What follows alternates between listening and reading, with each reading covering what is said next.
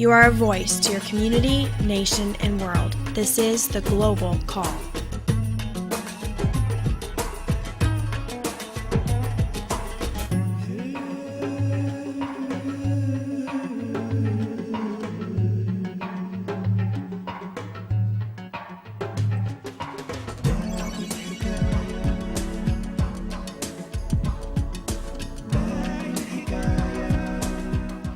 Welcome to Global Call. We have an amazing episode lined up for you today. We have an excellent guest with us, Gianna, and we are so excited to have her here via Nashville, Tennessee. And so thank you, Gianna, for coming, and welcome to the show. I'm really excited to hear your whole story, and I've read about you, just in various articles and different things, and it's amazing to finally get to meet you. So. Oh, thanks so much for having me today. Yeah, I'm excited to hear your story. So, do you want to just tell us a little bit about yourself, about your story? And Yes. Well, I've just turned 31. And I'm adopted, and my biological parents were 17, and my biological mother was 7.5 months pregnant when she went to a Planned Parenthood, which is the largest abortion provider in the world. And they said, you're too young to have a baby. You need to have what's called a late-term saline abortion. And many people don't know that in America and many places throughout the world, abortions are performed all 9 months of pregnancy. In America, unfortunately, the bigger the baby in the womb, the more money is asked for an abortion. So it's all very money driven. Wow, that's crazy. And yes, it's really disgusting. Yeah. And so she decided to have an abortion at 7.5 months, a saline abortion, which is a saline salt solution that is injected into the mother's womb. The baby gulps that solution. It burns the baby inside and out. And then she's to deliver a dead baby within 24 hours. Wow. But to everyone's surprise, I was the baby that she aborted, but I didn't die. And I was delivered alive after being burned alive in my mother's womb for approximately 18 hours. Wow. So I was delivered alive in an actual abortion clinic in Los Angeles. Wow. Yeah. That's incredible. So you were it was an attempted abortion. Actually, I actually went through it, except I just didn't die. Oh, wow. Wow. Yes. So has there been any repercussions from that? Or? Yes. I have what I consider to be the gift of cerebral palsy. Yeah. But I was never supposed to hold up my head.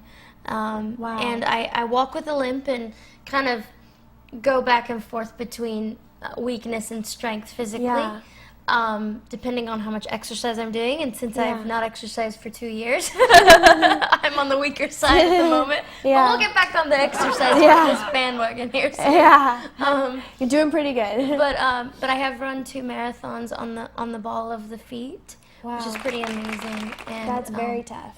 I've done the Nashville Marathon, 26 miles, and London, 26. And you did it in 7 hours or something, right? Well, the first one was 7 hours and 20 minutes, and then the London one was 8 hours, 8.5 hours, because I was injured and all these different things going on. Wow. All this drama, but so I have cerebral palsy, and I really, honestly, would say that if I had my choice, I wouldn't choose to be made whole this side of heaven. Wow. Because life is so interesting this way. Yeah. And it's funny, and it's just unconventional, and you need Jesus. Yeah. When you don't have everything just perfect, you really do need Jesus. Yeah. And I know that when I cross over into glory, I will have no hindrance. Yeah. But I'm not in a hurry to get rid of it, because it's a living sermon. Yeah, it's your story. It's my cross. Absolutely. Yeah. Yeah, that's so powerful. there are days, there are things that I don't like about it, and yet but I would not wish to live without it. Yeah.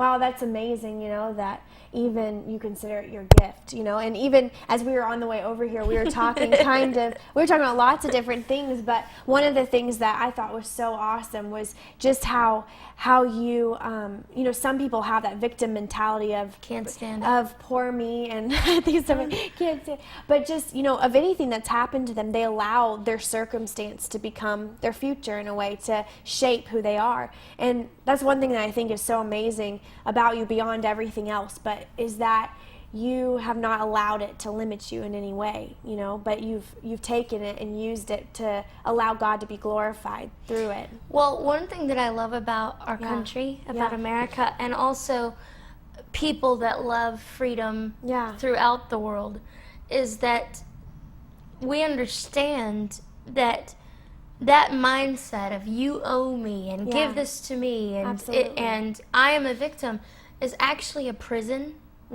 It's so true. And if you take what you've been given and make it beautiful, you will blaze through the world and change it. Wow. And you will bring freedom wherever you go, no matter where you live, no matter what country. Yeah. But that's what I love about America, because no matter what the voice of the hour happens to be saying, we want more government control, we want more, all that. Yeah. There are people in the world that understand. Yeah.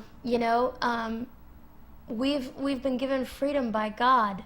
Absolutely. It is by God that we've been given it, and it's our responsibility to steward that, to bring freedom to other people. Absolutely. But I first have learned that it starts with me. If I think that you owe me something because I have been victimized, I'm not gonna affect change anywhere. Yeah, that's a good point. That's very true.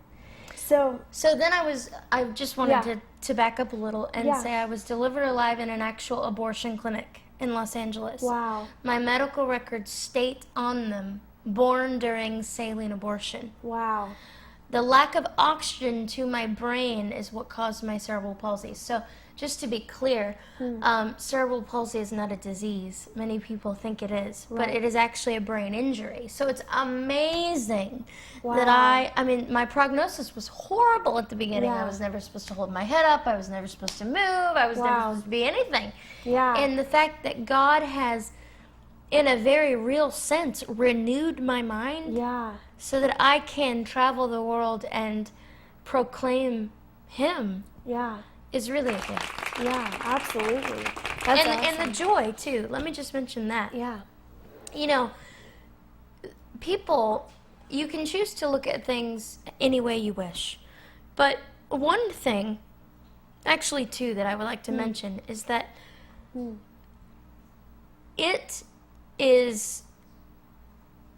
there's joy unspeakable with affliction. God never gives affliction without any grace. And the joy that I have sometimes overflows more than some people that I know that have every physical capability. Right. I have more joy. It comes right out of me because of Christ, because I've needed Him and because He's never failed me. Yeah, absolutely. And so it isn't just, oh, isn't this sad? Oh, isn't this terrible? This disability. No, bring it on because I want more of Christ. Yeah. And the other thing just flew out of my mind. I don't know what I was going to say. That happens to me all the time. But, well, let's maybe go back to your story of, so you were delivered in a hospital in Los Angeles. No, in an abortion clinic. And then transferred to a hospital. It was a miracle because up until August the 5th, 2002, it was legal until President Bush signed into law. I love President Bush. Signed into law the Born Alive Infants Protection Act. It was legal to strangle or end the life of a baby that has survived an abortion. Now they must receive proper medical care. Oh my goodness. I would have been suffocated or strangled or thrown in a trash can, but the abortionist was not on duty yet for the morning when I came into the world. And so he wasn't able to end my life. And someone called an ambulance, and I was taken out of there. Oh, my goodness. To the hospital, placed in an incubator weighing 2 pounds. Wow. So how many? She was 7.5 months pregnant Yeah. when you were born. Wow. That's crazy. Mm-hmm. That I never knew that they were allowed to do that. And now you know. Yeah, I do, and now we all know that is something that we have legalized in this nation and many nations across the world. Yeah, we have legalized child sacrifice. Oh, it's crazy. It's disgusting, really. And so, what? On the other hand, yeah, it's an Esther time for. I feel like for me it is a time like Esther. It was her time to stand up and to stand up against the evil of the annihilation of her people. absolutely. And though we have legalized this atrocity, yet if I have breath and life, I can stand up for those who cannot speak for themselves. Absolutely, and I see you as totally that person, as standing up for those that can't speak. And there's not very many people that can be in your position, that have gone through what you've gone through, who can stand in that place. And I remember even reading your story, which is also in this book.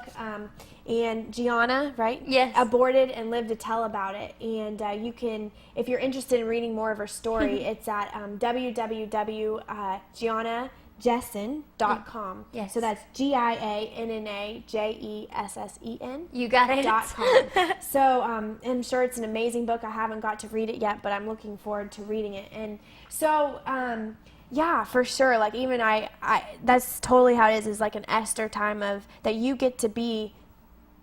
God has placed you here to be that voice. But you know what's great is that God is no respecter of persons. Yep, so absolutely. It's your time too. Absolutely. It's our time on this earth, no matter what we've been given, to make what we've been given beautiful. Yeah. Or to the men watching, to stand up and to be strong and courageous.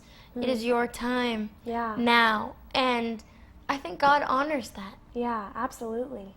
Absolutely. And so what happened at that point in the story? So then I was taken to the hospital, placed in an incubator weighing 2 pounds, and they're like, there's no way Gianna's gonna live.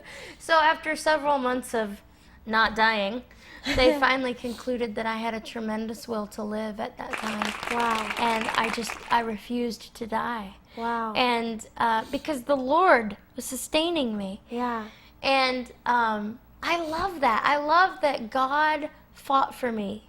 That He loves me like that. Yeah. And I see it to this day, and I see it ever increasing every day. Like, wow, God is my mother and my father, and because I have needed Him to be. But anyway, I was then taken from that situation, placed in emergency foster care. Wow. And those people didn't like me so well, so then I was taken to another home of a beautiful woman by the name of Penny. And Penny took me in, and by this time, I was 17 months old, 32 pounds of dead weight, and then diagnosed with cerebral palsy as a result of having lived through an abortion. And then they said that I would never move and all of this. Well, Penny, they said, just give up on Gianna. She'll never really do anything. And Penny just decided that she loved me, which was great, and that she would work with me anyway. So she did my physical therapy 3 times a day. I began to sit up and crawl and walk. Yeah. At the age of 3.5 with a walker and leg braces. And I say here today, without a walker and without leg braces, having run 2 marathons and all these things. Yeah. And many of us can.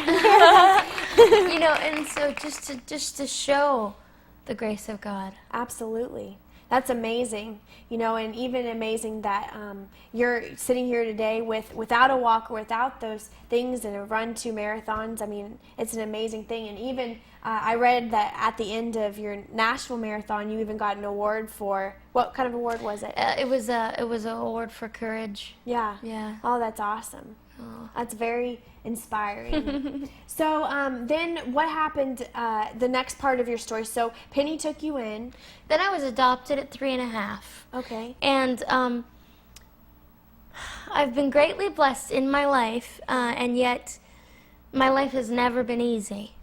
And that was a difficult adoption. But God has been my mother and my father. Wow. But I was adopted by my foster mother's daughter, which makes my foster mother Penny now my grandmother, who's my queen. So she's 85. Oh, wow. She's amazing. Yeah. And I think she loves watching me grow, and I love that she's still alive and loves Jesus. And that's amazing. So her daughter adopted you, and then how many kids did she have? I have one sister. One sister. Yeah, no biological brothers and sisters. Okay. But one adopted sister who is married and has 4 kids, and so I've been visiting them today. Oh, that's awesome. That's very cool. So God also gave you a family, and that's powerful. I mean, besides his family, he also gave you a family, a natural family, and that's incredible. So so after that she adopted you, then kind of when did you discover that? Did you know your story all those years? No, thank goodness, because that's kind of intense. Yeah, absolutely. But I found out when I was 12, which was young enough. Right. That's very young. Yeah, and I think sometimes I forget how young that really was to find out such an enormous thing. And I'm still dealing with, this is not the kind of thing where I'm certainly not a victim of what I have endured, and yet I'm very honest about the process of my life. When you survive murder, there are a lot of things that attend that. You are a survivor, and you're kind of on edge sometimes, and different psychological things as a result of such trauma. And yet God is my mother and my father, and he parents me well.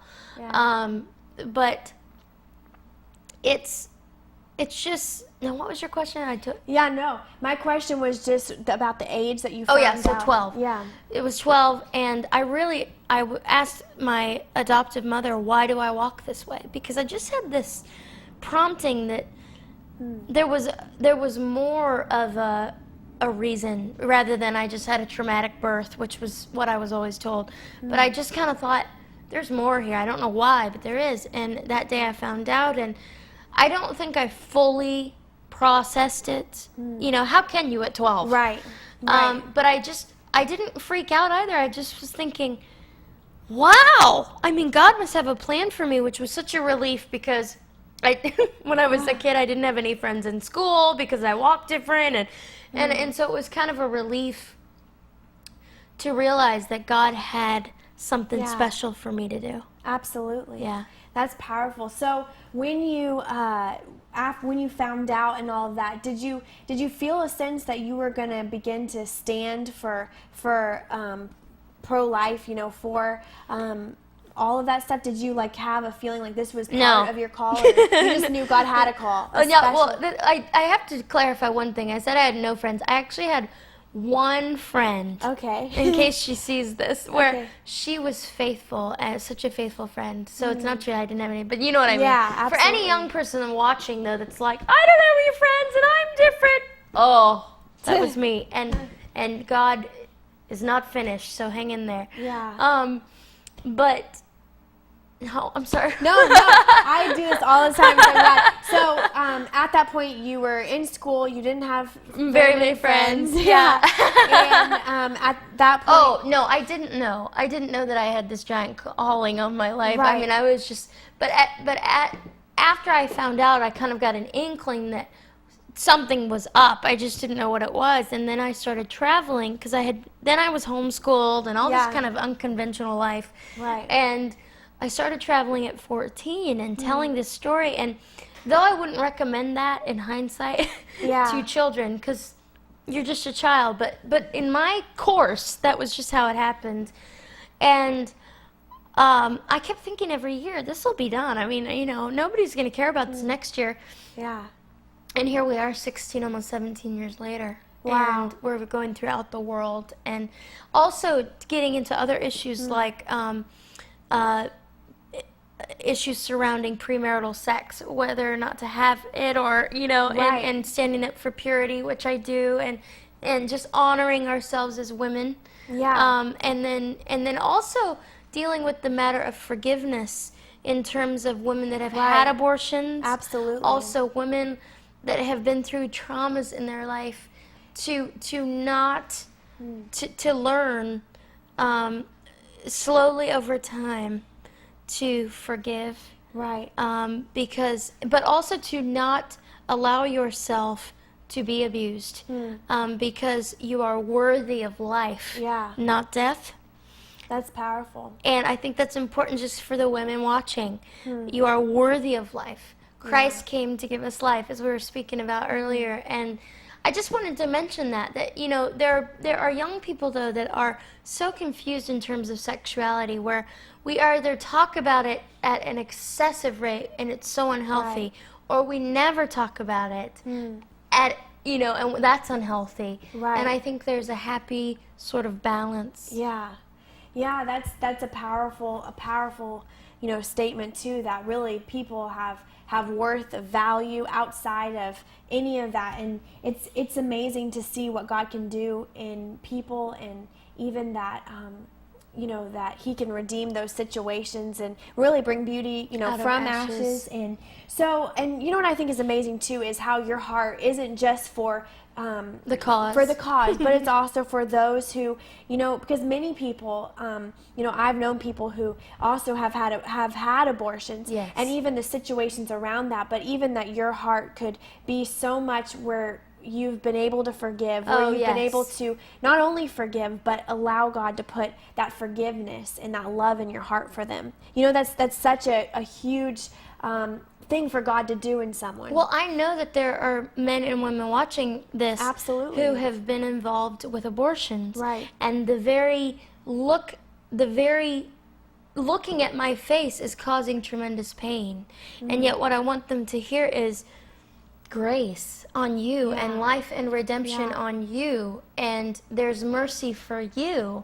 Right. And I think that is one of the major elements of the calling on my life, is to say, hey, what's the point of coming to Christ? Absolutely. If there's everything but this, he can't cover this. Right. No, he covers it all. That's right. And I just feel very strongly. Also, I had a very unfair thing happen, which I've been listening to a lot of sermons lately about how God will give you back double every unfair thing that has happened. He will redeem it all. So keep that in mind as well, to the people watching. But my biological mother showed up just unannounced in my life. So you actually met her? Yes. Wow. She knew that I did not want to, not out of anger, but just I just didn't feel a need to meet her.